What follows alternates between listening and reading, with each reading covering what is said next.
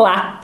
Se é a sua primeira vez ou se não é, se você já conhece o canal, eu sou Miriam Bevilacqua, eu sou professora, jornalista, pesquisadora e escritora. E se você já conhece o canal, você já deve ter me ouvido falar que no meu doutorado eu trabalhei com as letras das canções de Chico Buarque, né?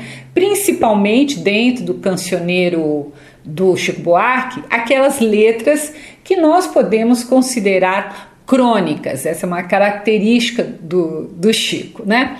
Então, eu passei alguns anos da minha vida pesquisando sobre a obra e sobre o autor Chico Buarque.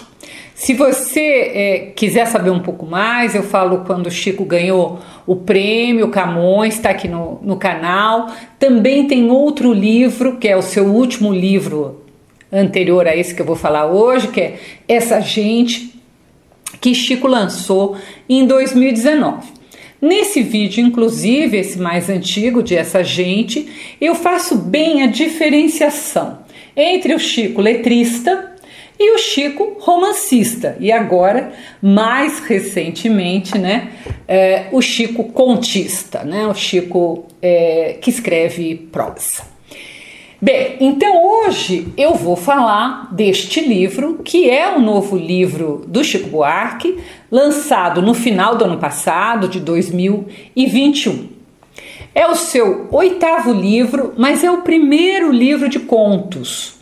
É um volume pequeno, né, composto apenas de 8 narrativas curtas, que são os contos, e o meu exemplar é este aqui, da Companhia das Letras, em capa dura, né, o que lhe dá certa envergadura, né? Toda vez que você tem folha grossa, capa dura, o livro tem uma certa envergadura. Mas é uma obra bem pequena que você lê muito rapidamente. Eu li em um dia, foi muito tranquilo. Claro, o fato de ser pequena não quer dizer em literatura que a obra seja ruim ou que a obra seja boa. Um bom exemplo que eu sempre dou, que é uma obra bem pequena, que é A Hora da Estrela, da Clarice Lispector, para mim um dos melhores livros publicados em língua portuguesa, né?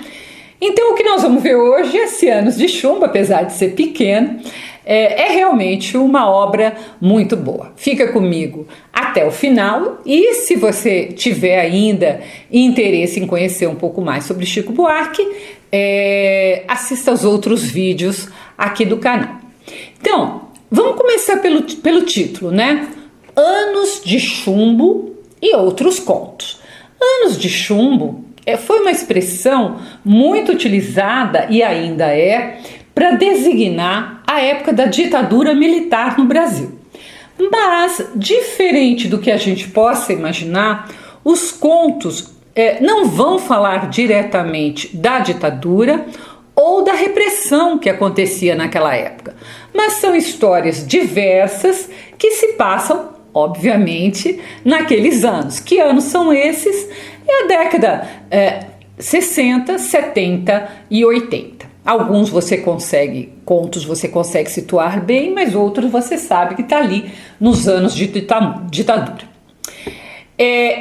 O Chico vai passear por vários temas, né? Começa com a história, o primeiro conto é uma menina que se torna amante do seu tio, em troca, obviamente, de ali algumas regalias, e a família acha tudo muito normal. Então a gente já fica assim, meio desnorteado, né? E termina com o conto que dá nome ao livro, que é justamente Anos de Chumbo. Então, este sim, né? Anos de Chumbo conta a história de um menino que teve pólio e que ali, quando estava na cama, aprendeu a gostar de brincar de soldadinhos de chumbo. E ele era filho de um militar, e esse militar era um torturador. Claro que nesse conto o Chico faz muitas ações dos militares, né, daquela época, principalmente em relação à tortura dos presos políticos, que era um fato bastante comum na época da ditadura. Os outros temas dos outros contos, eles passeiam lado a lado por Pablo Neruda, né? Fala sobre Pablo Neruda, o poeta chileno, ou pela, que eu já citei antes, pela Clarice Lispector, né? Como também por situações que não tem ali ninguém famoso, como uma mendiga de rua, que é um ser praticamente invisível, né? Como todos aqueles centenas ou milhares que moram na rua aqui no Brasil. Eu gosto do livro porque não é apenas, como costumam ser alguns livros de conto, ele não é apenas uma reunião de contos esparsos. Não, esse livro ele tem uma unidade, ele tem um contexto único, que é um contexto espacial, as histórias se passam na cidade do Rio de Janeiro, e tem um contexto que dá pano de fundo, que são as mazelas do brasileiro, né, principalmente daquela época. No geral, eu poderia dizer que os contos são tristes ou pessimistas, né? Os finais, eles são sempre desoladores, como se a espécie humana ou o brasileiro não tivesse muito por onde escapar. Eu, particularmente, né, eu gosto muito de conto, eu gosto de narrativas curtas, né? Mas um livro de conto, na minha opinião, ele deve sempre fazer um bom equilíbrio. O que eu chamo de equilíbrio? Histórias mais pessimistas, histórias mais otimistas, claro, mantendo uma unidade, né? Mas o Chico parece que propositalmente não optou por esse equilíbrio, né? Os contos são realmente mais pessimistas. Talvez ele quisesse, obviamente, ligar com os anos de chumbo, onde havia ali naquele tempo, né, muita tristeza, né, e muito a se lamentar por causa, obviamente, da ditadura. O único conto que talvez tenha um pouco mais de leveza e nos permita um pequeno sorriso é o conto de nome O Passaporte, que conta a história de um artista que esqueceu o passaporte no banheiro, e a partir daí uma série de ocorrências, né, acontecem. Ao ler esse conto, eu imaginei que o artista famoso poderia ser, por exemplo, o próprio Chico Buarque, né? É um livro, como eu já disse antes, fácil de ler, né? Eu sempre indico livros de férias, então, como eu não indiquei antes das férias, esse é um bom livro para quem ainda está de férias, e para quem não está, é sempre bom ler Chico Buarque, né?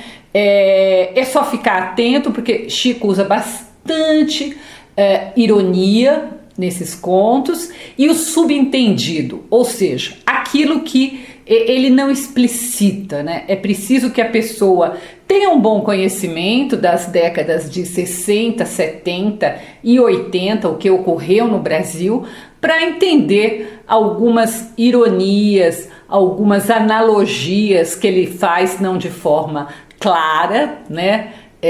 Como deve ser um bom escritor. Um bom escritor não dá tudo de bandeja para o leitor. Eu já disse em outros vídeos que eu considero o Chico Buarque melhor letrista do que romancista, ou agora contista. Isso não quer dizer que este livro seja ruim, mas o problema quando se tem uma obra tão boa e tão relevante na música popular brasileira é que a comparação é inevitável. E o Chico letrista ainda continua sendo infinitamente superior ao Chico escritor. Se você quiser ler a resenha, ela está no meu site, e eu quero convidar você, pois a partir de agora, às terças-feiras, nós teremos mais um vídeo no canal, que vai ser a crônica da semana. E tanto então as crônicas como as resenhas, então as crônicas às terças e as resenhas às quintas, elas estão no meu site www.miriambevilacqua.com.br. Eu espero que você goste.